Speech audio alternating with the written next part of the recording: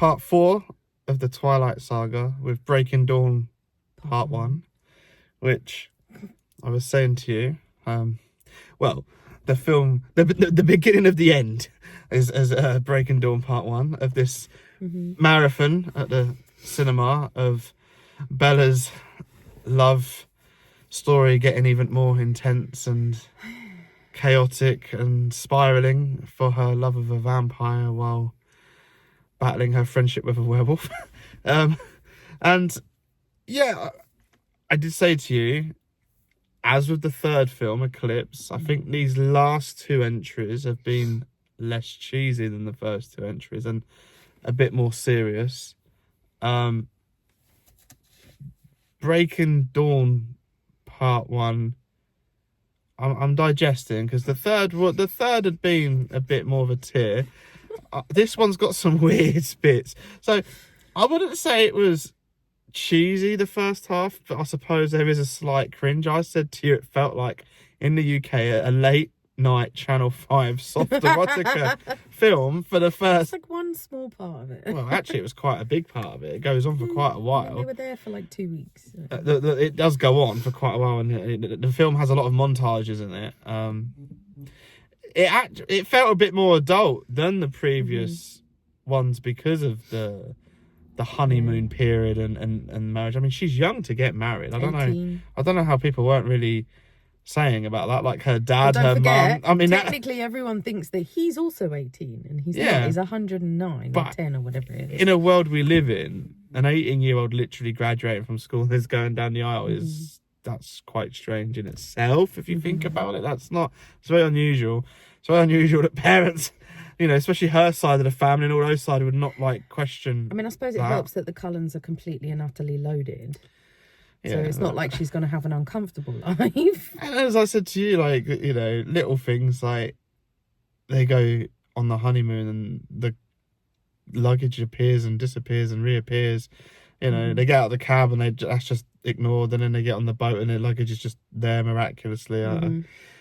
The editing of that sequence just is frustrating because it is like, well, where's your luggage? You can't walk through Rio without any luggage, and then all of a sudden it's on the boat. Like that's silly, petty stuff. But you know, these things make a big deal to a film to me because it is editing, it is pace. Like these are silly things that you know, I think need to be addressed. It's not the word. and I just want to get it out there. Obviously, this film's been out for well over 10 years, so. 2011? Yeah, it's 2011, so, you know, you've got a good 14 years to have seen it, I suppose. So, a little bit of spoiler territory, but, like... You said that, but you didn't know a lot about this going in. Or you don't know a lot about that too, either. So. But I just want to say that Jacob imprinting on the baby... Don't say it. It was weird. The way it was portrayed, I get it, and it works, but at the same time, and it isn't just being silly, the way it was edited, the acting, so the direction on it, and the fact that in previous films there'd been a setup and lore to go with this, it come across a little bit inappropriate, and it did. And it is also the facial expressions, the let's editing. bear in mind, he hasn't seen part 2 yet. So right, I'm Bella saying, would agree with him. Yeah, I'm saying that it come across a bit, as I say on YouTube, PDF file sort of situation. It came across, it did. I'm not saying it was intentional, but it was the choice of shots and editing and expressions and the combination just didn't sit well with me. I can see where you're coming from, but it is emphasised that with the imprinting, he is whatever she needs him to be. So in this stage of her life, he would be the protector. It's a connection of souls, it's not about physical intimacy. It was the setup. I'm not saying it was intentional. It's about their souls are joined. Because there'd been comments and story arcs in previous films building up to about imprinting. So it just didn't bode that well in the... I didn't see that coming. Well... With the whole imprinting thing and then his obsession with Bella, and now you know why. Wondering where they were going with it. Like, but you know, I'll have to see where part 2 goes, because obviously this is just... I mean, your first impression of Jacob was bestiality, so... Well, he's not doing himself any favours, really, is he? as I said, I don't think it's the worst of the franchise. I don't think it's the best either. I think they're all very consistent. I mean, this film does go straight in there as well, by the way. I mean, I've been watching them quite close together with you, but So, like... they make sense. But if you do think of gaps, like when you start this film, you're just straight into a scene. Like there's no easing in. You are like, so you're straight into You can't watch them as action. standalone films. And obviously it leaves on a sort of cliffhanger, which I expected it to, being part one. I mean... I have to say, when the book is obviously it's one book, and a lot of the questions that you have right now are answered in the book very quickly because you're reading it. However, because they've split it into two parts, I do feel it does leave a lot of unanswered questions, very big ones, going into part two with a gap. I said to you, like, you know, vampires are obviously in this film, and what they've set up have been around for a long, long time. So I couldn't believe that this would be the first incident of a pregnancy. Well, as I said, spoilers, it's just not that well known. Yeah, but everyone's acting like, you know, these people have been alive for a long time. This is a part two question because these things are explained in part two, yeah, so you have to wait for I'm part just saying, two. even the Cullens, some of them are ancient beings. You'd think that they would have at least heard of this. Not even close to the oldest. They're quite young in the vampire world. Still, the years that have gone Carlisle's by... the oldest. He's only a couple 100 years old, so you know. A couple of hundred is enough to have experienced things like that. Not That's really. all I'm saying. Not if you're not looking for it. It just... But they say in this one, there are legends, there are hearsay, there are rumours, there's all sorts. So they do hint that there is knowledge out there. They just can't find a lot on it. And there's a reason for that. And when Edward is researching it, it does go into a little bit of a dark horror sort of... I have a grievance with that scene because a lot of what Edward was looking at was actually sleep paralysis demon stuff. A lot of those paintings are depictions of sleep paralysis, not vampire babies. Yeah, but you're so that picking annoyed there. me I'm just a little saying... bit. But it's a strange balance where for that little short burst, it went into like a quite serious horror, tense with the editing and the sound effects. I think it was like emphasising his fear.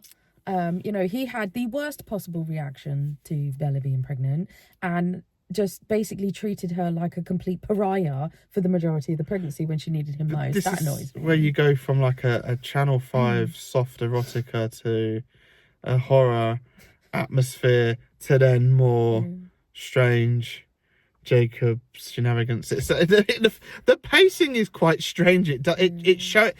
Tone shifts. The film tone shifts quite drastically at times. And then with the birth, it's very dark and like you got the whole thing. He had to use his teeth to rip her open because the scalpel couldn't cut through it. Well, I knew it was working. It doesn't really explain it, but in the book, the baby is housed. Her body is like solidified. Nothing can cut through. I got vampire teeth. The impression that the film was meant to be and should have been darker, but they were the book's quite dark. Going for the rating because of all the films are 12A. They obviously couldn't go. I feel like the end scene probably needed to be more of a 15 rated scene, and they were holding back, and by holding back it damages the storytelling a little bit because you're not able to go in as much detail. So it's not even leaving it to imagination and not really explaining what's going on if you've not read the books. And I do think that's a censor issue that they were consciously trying to avoid 15 rated movies, obviously, because of the you know, again, and it's a business driven franchise. Yes. You know the back scene where she breaks her back? Yeah. That was all practical.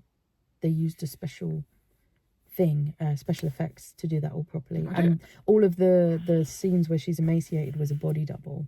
I didn't have that many qualms with the effect. I mean, again, they're still... I like the effects in this. I think the effects have actually stepped up a little bit. I know I've said in this franchise they had some cheap CGI work. I do... I said wait for part 2. This one has the odd little bit of CGI, but the baby. I do feel like this one upped the game on effects a bit. I do feel like the effects were stronger in this one than previous entries in that short period of time of production across them. So, you know... Did you like the wolf dynamic where Jacob refuses to follow the alpha? Yeah, I know. Because he is meant to be an alpha. He comes from a long line of alpha. I'll be honest. He separates himself from the pack. I as the films have gone on, they've become more engaging, and I feel like the story has got a bit more interesting and stronger. The characters are more developed, and the story arcs have got more interesting. And yeah, dealing with family and loyalty, which this film does, I think does it quite well. And it is more serious and mature since its origins of the first few. So I think it's working up to something. I do think the in the middle of the end credit sequence, that was cheesy. That's Michael Sheen's acting. That's cheesy. I like Michael Sheen. But that He's great as like Harry. I said the film's been quite balanced, and then it goes to the three sat there, and then it went a little bit like They have comical. Something I want. Yeah, it went a little bit comical. It was very. Is it Bella or is it the baby? But it was very panto acting. The scene was quite cheesy. I mean, he's a dramatic aged vampire, you know. So is that setting the scene for the ridiculousness of part 2 that's to come?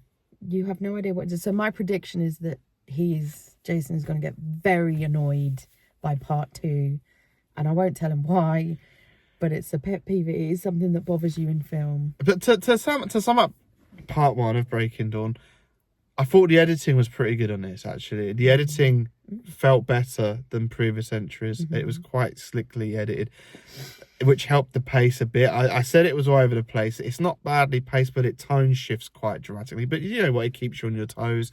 And the cinematography, as with the others, was just, you know, I didn't notice anything amazing. I still think it was a serviceable film. Like, that, it just falls into a bit of a bland trap with cinematography-wise. Did you know the scene where Bella's changing? Mm-hmm. And did you get the fact, because it's explained so much better in the book, the fact that on the outside, she's completely stone still, like a corpse, and on the inside, she's suffering quietly. Oh, she was changing, her body was... Yeah, but you have to have that in the books. It's pointed out it's very, very, very abnormal how she changes, and it does go into it a little bit into the second one. It's hard to translate into film sometimes. They did try. They did a transition where you see her writhing in pain, but then she's still as a corpse, and it's to show that on the outside they can't tell what's going on the inside, and it's partly to do with what she is. Oh, we'll see what's coming. But part 1, it's hard to, you know, you have to really watch these films. There's no jumping in and out of them. If you read the book, skip a film, highly recommend. Well, it's nice to watch the films, but skipping a film isn't great in a franchise like this. So, like the Alien franchise, or even Friday the 13th franchise, or even Elm Street to an extent, you can jump in and out of these films really. But the Twilight films are just, even Harry Potter, I think you could dive in and out throughout the years, but Twilight really does seem like you really have to kind of be switched on with these jumping and outs. So I think it's good watching them back to back. Well, we'll see how I feel about the whole franchise with part 2 coming very soon. The Twilight Saga, Breaking Dawn. It's almost complete. Part 1.